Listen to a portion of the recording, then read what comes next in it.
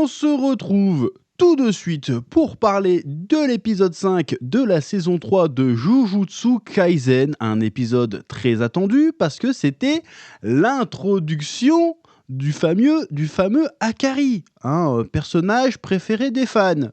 Un des personnages préférés des fans de Jujutsu Kaisen. Alors, comment dirais-je ? Ce personnage a été un temps source de mèmes de la part des fans de Jujutsu Kaisen. Pour ceux qui suivent un petit peu les trends, tout ça, il y a eu le fameux mouvement Lobotomy Kaisen, c'est-à-dire que c'était des mèmes complètement débiles, plus débiles les uns que les autres, autour des personnages de Jujutsu Kaisen, et à un moment donné, il y a eu ce fameux Akari dedans, parce que, en fait, je vais pas vous spoiler ceux qui ne connaissent pas le manga, mais à un moment donné, il a une attaque spéciale qui est assez décalée, qui est assez rigolote. Voilà, du coup, le perso est devenu un peu iconique sur ça, comme le personnage de Naoya, récemment. Tout le monde s'en foutait de Naoya jusqu'à récemment, mais dans l'adaptation, vu qu'il y a le moment où il se recoiffe la mèche en train de défoncer un mec, c'est devenu un petit peu un mème, lui aussi. Bon. Moi, sans vouloir spoiler, je trouve que c'est un perso qui sert à rien, mais après, bon... Encore une fois, faut que je relise encore le manga, mais il me semble bien qu'il sert à rien. Mais bon, on va voir. Il est stylé, il est sympathique, charismatique, tout ce que tu veux. Mais pour moi, dans l'histoire, je trouve qu'il sert pas à grand chose. Peut-être que l'avenir, et d'ailleurs cette adaptation de Culling Game me donnera tort, mais bref.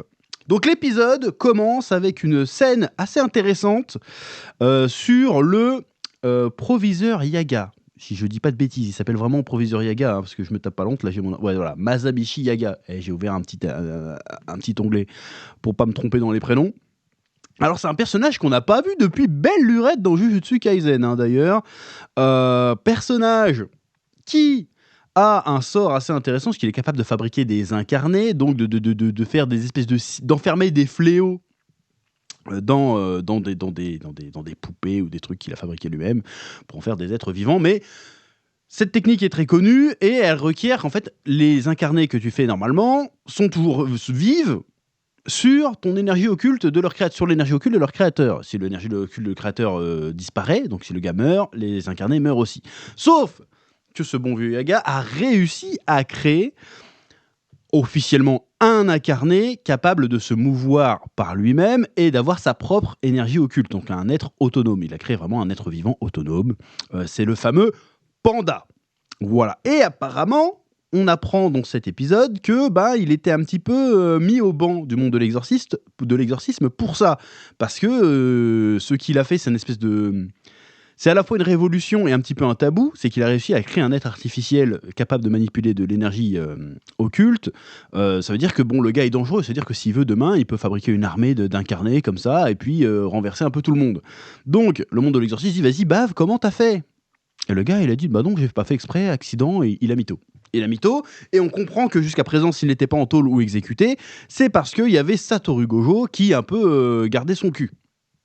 Voilà, parce qu'en fait, dans le monde de l'exorciste, et ça, c'est un thème, c'est peut-être le thème central de Jujutsu Kaisen pour moi, c'est que le problème, c'est Satoru Gojo. Le problème, c'est que Satoru Gojo, on en a parlé dans le dernier Jujutsu Kaisenology, que je vous invite à aller voir, sur la chaîne principale, c'est que Satoru Gojo, c'est à la fois la solution et le problème du monde de l'exorcisme. C'est-à-dire que le mec est tellement fort de chez balèze que les pontes, on va dire, qui sont un peu malveillants, n'osent pas trop faire des dingueries parce que sinon ils ont peur de s'attirer les foudres de Satoru Gojo, parce que s'il passe à l'ennemi, ça doit devenir compliqué, personne ne peut l'arrêter en gros.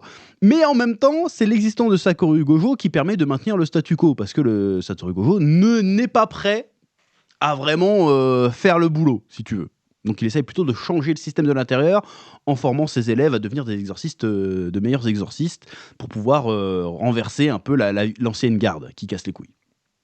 Et donc, le Yaga était aussi protégé par l'existence de Satoru Gojo, mais maintenant qu'il a été scellé, ça arrange un petit peu tout le monde. Ça arrange le monde des maîtres des fléaux, parce que du coup, le Big Boss est plus là, du coup, on peut se débrouiller pour éclater le monde des exorcistes, et ça arrange aussi la vieille garde du monde de l'exorcisme, parce que maintenant, ils peuvent faire un peu tout ce qu'ils veulent, il n'y a plus Satoru Gojo pour les bloquer. Donc ça, c'est super intéressant. Et donc, on apprend aussi dans cet épisode que le Yaga, en fait, fabriquait des incarnés pour des gens un peu en tsum-tsum. Là, on comprend qu'en fait, il connaissait un couple, visiblement, qui avait perdu leur enfant, visiblement. Il a réussi à incarner l'âme de leur enfant dans un incarné, et donc ils le filent aux parents, quoi. Sachant que bon, c'est pas vraiment lui, c'est un être synthétique avec ses mêmes caractéristiques et tout, mais c'est pas vraiment lui. Voilà. Donc, tu te dis, le gars, il est compatissant, parce qu'il permet d'une certaine manière à une famille endeuillée c'est paradoxal ce que je veux dire, mais il permet un peu d'apaiser leur peine, mais en même temps, c'est un peu bâtard parce que du coup, le deuil, tu le fais pas. C'est à partir du moment où on te ramène ton gamin sous une autre forme, c'est pas ton gamin, et toi, t'es quand même la pauvre dame qui est à moitié folle, elle est là, c'est un peu cruel. Mais tu sens que le gars, c'était un bon gars et qu'il voulait pas utiliser sa technologie, son sortilège qu'il a mis au point, il voulait pas l'utiliser pour faire le mal ou fabriquer des soldats, il voulait juste apaiser la peine des gens. Donc c'était un mec bien. Et là, Satoru Gojo n'est plus là, donc le gars, maintenant, toi, tu nous prends pour des cons, on sait que tu fabriques des incarnés, tu vas nous expliquer comment tu fais, sinon on te bute. Et le gars a fait, bah, vous avez qu'à me buter. Et du coup, il se fait buter. Alors, le truc pris tout seul est intéressant parce que ça nous permet de découvrir un peu plus en profondeur le personnage de Yaga qui a été très peu exploité jusqu'ici. Maintenant, je me pose la question quand même, et c'est un questionnement que je m'étais fait aussi au moment de la lecture du manga, c'est pourquoi nous raconter ça maintenant ? Dans le contexte dans lequel on est actuellement dans l'histoire, pourquoi nous raconter ça maintenant ? Je vois où ça veut en venir, mais pourquoi raconter ça maintenant ? Je ne sais pas. Alors je comprends ce que ça veut dire. Ça veut dire, comme je suis en train de le dire, ça veut dire qu'il montre que le monde de l'exorcisme est pourri. Voilà. Ils sont pas bienveillants. Très clairement. C'est du jeu de pouvoir. Si tu oublies pas aux règles, on te pète la gueule, on te tue. Voilà. Si tu ne serait-ce que menaces un peu notre existence ou notre suprématie, d'une certaine manière, notre légitimité, en ayant une technique que nous, on ne connaît pas et qu'on ne peut pas contrôler, on va te buter. Il ne le faisait pas avec Gojo, parce que va buter Gojo, bonne chance. Et en plus, Gojo protégeait un peu tout le monde. Donc ça, je comprends. Mais dans le contexte, j'ai du mal à comprendre où ils veulent en venir, même avec le panda qui arrive et qui pleure son père, du coup. Et le vieux à la guitare, il lui fait, j'ai oublié son nom, on s'en fout. Il fait, bah, pourquoi tu m'attaques pas ? Il fait, non, mais moi j'ai pas la haine, je suis pas comme vous les humains. Par contre, les pandas peuvent aussi pleurer. Ok. C'est quoi le rapport avec le reste de l'épisode ? Je dis pas que c'est mal écrit, je dis pas que c'est mal fait, que c'est débile. J'ai dit que là, pour le coup, je comprends pas où ils veulent en venir avec ça. Pour l'instant, hein. Après, peut-être, encore une fois, le manga est pas très très frais dans tous les détails dans ma tête, mais je suis curieux de savoir où ils veulent aller avec ça, parce que même les derniers mots d'Yaga, c'est, vas-y, je t'explique, finalement, je donne la formule. Il fait, bah, pourquoi tu me dis tout maintenant ? Il fait, bah, c'est une malédiction. Parce que voilà, on sait que dans l'univers de Jujutsu Kaisen, quand tu expliques ta technique, ça la rend plus puissante. Alors, est-ce que, quand il a maudit l'autre dirlo de l'autre école, est-ce qu'il a fait ça pour que Panda soit plus puissant ? C'est quoi le délire ? Là, ça devient trop cryptique pour moi. J'ai peut-être pas suffisamment de recul encore sur l'épisode pour pouvoir en sortir une interprétation. Mais je trouve qu'il a été un peu résigné, le Yaga, et je comprends pas pourquoi exactement il a été aussi résigné. Mais en tout cas, l'histoire est intéressante. C'est juste que, pourquoi maintenant ? Pourquoi là ? Pareil, pour le délire avec le clan Zenin dans l'épisode d'avant, pourquoi que maintenant ? Est-ce que c'est pour signifier vraiment que, vu que Gojo n'est plus là, tout fout le camp, l'équilibre n'est plus là, tout fout le camp, le monde de l'exorcisme est en train de s'effondrer sur lui-même, ils savent plus quoi faire, du coup ils font n'importe quoi, ils butent des mecs alors qu'ils n'ont pas besoin, Mikey peut se permettre de défoncer tout le monde, le clan Zenin devient des gros enfoirés en butant leurs propres enfants, parce qu'il n'y a plus d'équilibre, en fait, il n'y a plus de loi, le Gojo n'est plus là, les choses peuvent bouger, mais elles ne bougent pas forcément dans le bon sens. C'est peut-être ça que ça veut dire. Tout devient un peu chaotique. Je ne sais pas, peut-être qu'on aura la réponse, peut-être que vous avez la réponse dans les commentaires, n'hésitez pas à me le dire. Ensuite, on retrouve Megumi et Itadori qui vont essayer de recruter Akari et son pote ou sa pote, hein, il y a ambiguïté sur le genre du personnage qui l'accompagne, dont j'ai oublié le nom aussi, c'est pas grave, hein, vous me direz dans les commentaires, j'ai oublié le nom pour le coup. Ils essayent de le recruter, sauf que lui, c'est un rebelle qui s'est enfui en quelque sorte du monde de l'exorcisme et a rejoint un peu le monde clandestin de l'exorcisme et organise des combats entre exorcistes clandestins, donc, et c'est comme ça qu'il fait de l'oseille. Donc ils doivent s'infiltrer et ils ne doivent pas se faire repérer en tant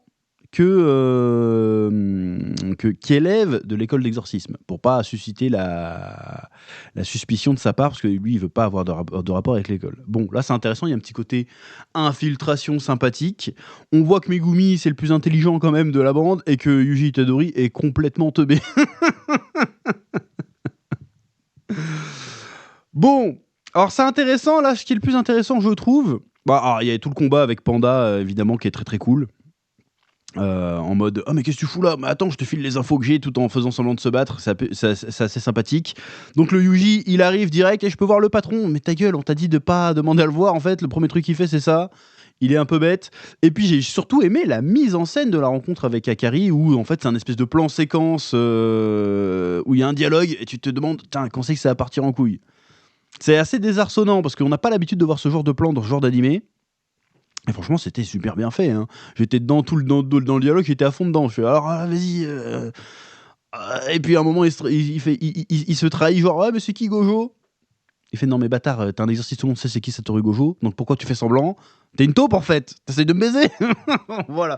Il y avait un petit côté film de Yakuza, Mafia. Assez sympa. Voilà, on a un petit aperçu du pouvoir d'Akari aussi, avec ses portes de métro, là, chelou.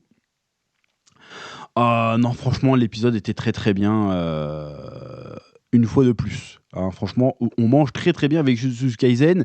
Il y a un effort d'adaptation qui est vraiment bien fait. C'est-à-dire que ça suit le manga dans le récit, mais en termes de mise en scène et tout, ça prend des libertés. Ça propose une autre version. Ça le sublime d'une certaine manière. Ça cherche pas à faire du copier-coller. Parce que là, il y avait une scène, la scène où justement Akari grille Yuji. Pareil, c'était une scène qui était devenue un petit peu un mème à l'époque quand c'est sorti, avec la tête de con de Yuji qui se rend compte qu'il a dit une connerie, tu vois. Et là, ils ont décidé de le faire autrement, et c'est pas plus mal, ça permet de redécouvrir la scène, et il y a vraiment une vraie proposition de réalisation derrière. C'est pas juste du « vas-y, on fait du case à case », et ça, c'est pas plus mal. Franchement, j'aime bien ce genre d'approche. Si on pouvait faire pareil, ce genre de truc plus souvent, ça serait très très cool. Il y a vraiment une qualité de production sur Jujutsu Kaisen qui est vraiment... incroyablement incroyable. Il y a des vraies propositions, tu vois, il y a des détails pour rien. Le moment où il lève la barrière, Yuji, pour entrer dans le parking, tu dis, bah c'est rien. Mais en vrai, tu vois, ils se sont fait chier, quoi. C'est vraiment très très bien foutu. Donc j'espère qu'on aura plus d'animés avec cette qualité-là à l'avenir. Voilà, donc très très curieux de voir comment ils vont gérer le bail avec Akari, pardon. Je me souviens plus du pouvoir de l'espèce de femboy là, qui l'accompagne. Donc ça va être l'occasion de se remémorer tout ça, et puis d'enfin rentrer dans le Cooling Game. Voilà, donc encore une fois, un très très bon épisode pour ma part, et vivement le prochain, j'ai envie de te dire. Oui.